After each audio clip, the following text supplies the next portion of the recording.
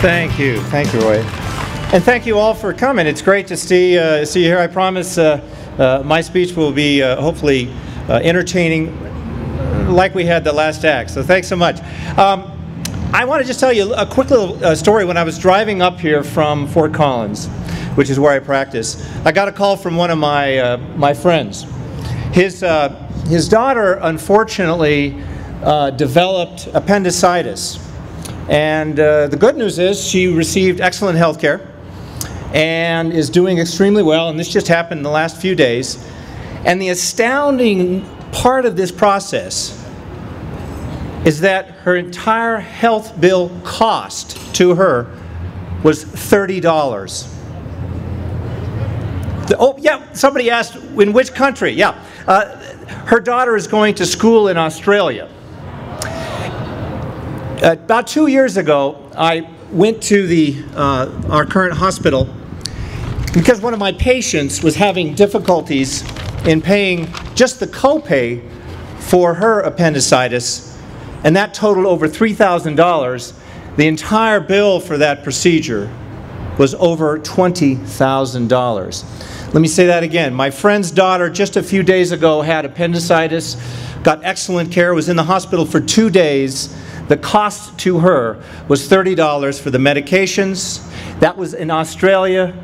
One of my patients had the same procedure done here 2 years ago. The total bill was $20,000 to the system, $3,000 to her. Guess what? I think Australia's got it figured out.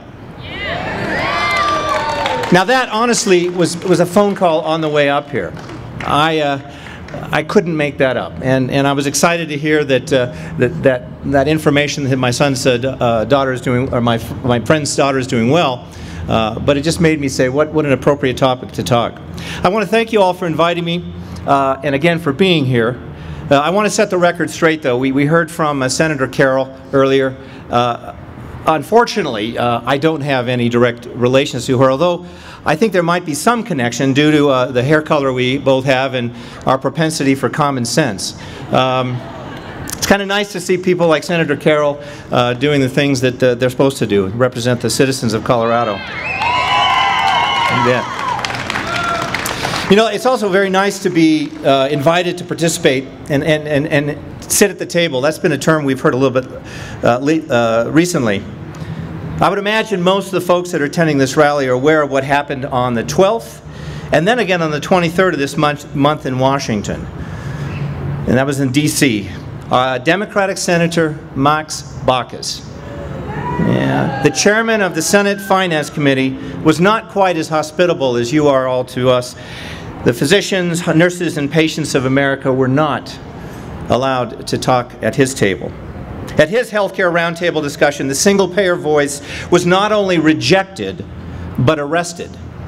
A total of 13 single-payer advocates who spoke up at the meeting asking why he didn't include the single-payer voice were arrested and escorted out of our Senate chambers.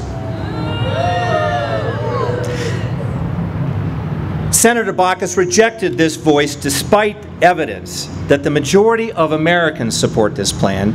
16,000 physician members of PNHP, or Physicians for a National Health Plan, support this plan, and polling of doctors across America are now showing a majority that now support the single-payer model. Senator Baucus had at his table the powerful and wealthy insurance, pharmaceutical, hospital, and business industries. Unfortunately, we're even seeing our president backing off of the single-payer option that he once publicly supported. This rally, as well as many others going across the nation, is an ongoing effort to make sure that the single-payer voice, the voice of reason and justice, will be heard. So keep talking. Don't ever give up. As introduced, I'm a practicing family doc in that little town up north called Fort Collins. I'm very proud of the legislators that represent Fort Collins here at the state capitol. We have Senator Bob Bacon and Representatives Randy Fisher and John Kafalis. You know, unfortunately, they were unable to attend this meeting, but in a couple of hours, I'll be sitting with all three at another public meeting up in Fort Collins discussing the same topic. Have any of you heard of House Bill number 1273? The Colorado Guaranteed Health Act. John Kafalis introduced this bill along with 15 sponsors from the House. Additionally, Senator Carroll, as she mentioned, was one of the Senate sponsors, as well as Senator Foster and Bacon. She sponsored it on the Senate side. Much to the chagrin of the conservative status quo, this bill made it out of 2 subcommittees and all the way to the 3rd reading on the floor of the House. At that point, John Kafalis pulled the bill when he lacked only 1 single vote to pass it out of the House. This was a historical and remarkable feat for a bill that was labeled dead on arrival by many pundits. I want to thank Senator Carroll, as well as my Fort Collins representatives and all the other progressive legislators here at the Capitol for their leadership and true representation of the people of Colorado. Let's hear it for our legislators that get it. As another well-known actor turned governor said, "We'll be back." As a practicing physician, I do not need to read the headlines or listen to the radio or television to know that our healthcare system is failing. I see it every day. Just yesterday, one of my diabetic patients who's retired but not quite old enough to receive Medicare came in for care. She is uninsured and having a very difficult time affording her medications and the care she needs. This is not unusual. Prior to that patient, I saw a young lawyer who was working for Colorado Legal Services, which is an organization to help the poor and disenfranchised Coloradoan citizen with legal matters. She told me one of her current clients, who is disabled, is going through a divorce, and the only thing she is requesting from the divorce settlement is enough money to pay the COBRA fees so that she will not lose her health benefits. This is a reality we're all facing every day. Over 50%, as we heard earlier, the bankruptcies in the United States of America are caused by illness or medical debt. What is absolutely mind-boggling to me is that 3 out of 4 of those individuals that are suffering the bankruptcy had health insurance. Another little hidden fact on there, that the health insurance they had wasn't the government's health insurance. It was insurance from the for-profit industry. It is the for-profit health industry that are abandoning their insurers, not our government, not our doctors, not our nurses. That's the industry that is abandoning the citizens of this nation. As a family physician, I take care of patients from birth to death.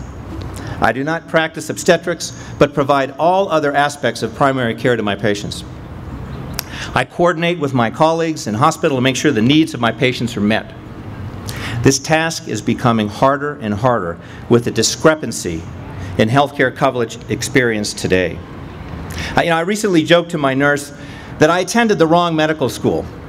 I spent 4 years at the University of Cincinnati Medical School and then 3 more years in residency training to become a board-certified family physician. I should have attended the 2-week crash course offered by the insurance industry, since that's the bureaucracy that seems to be having more control over the practice of medicine these days. The insurance company's policy is quite basic. Provide the least amount of care, and when the patients get extremely sick, kick them out of your practice. Obviously, this is not the path that I or any of my colleagues truly believes in. The financing of healthcare, if the financing of healthcare changes to a single-payer model, many of the frustrations that my colleagues and I experience would go away. A single-payer system will provide healthcare for all Americans. It'll give choice back to the patients and allow physicians in hospitals to get back to the work of taking care of patients and virtually eliminate bankruptcies from medical events.